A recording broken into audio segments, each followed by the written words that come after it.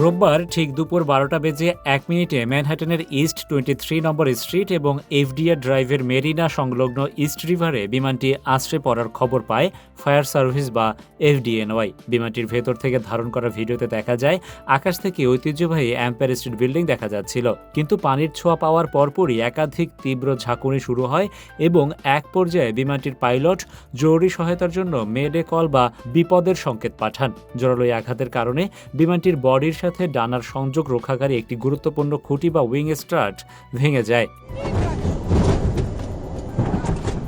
খবর পাওয়ার সাথে সাথে ঘটনাস্থলে পৌঁছায় এফডিএনওয়াই এর উদ্ধারকারী দল। তারা অত্যন্ত দ্রুততার সাথে সি প্লেনে থাকা 8 জন আরোহীকে অক্ষত অবস্থায় বের করে নিয়ে আসেন। নিউ ইয়র্ক পুলিশ বা এনওয়াইপিডি জানিয়েছে, উদ্ধারকৃতদের মধ্যে 2 জনের সামান্য আঘাত থাকায় তাদের প্রাথমিক চিকিৎসা দেওয়া হয়েছে। তবে বড় কোনো হতাহতের ঘটনা ঘটেনি। পরবর্তীতে দুর্ঘটনা কবলিত বিমানটিকে সোজা অবস্থায় টেনে ডানের দিকে নিয়ে যাওয়া হয়।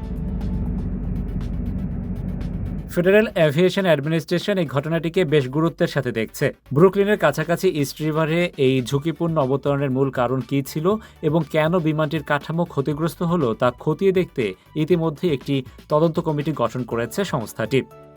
Rashed Bappi, ATV USA, new York, যুক্তরাষ্ট্র।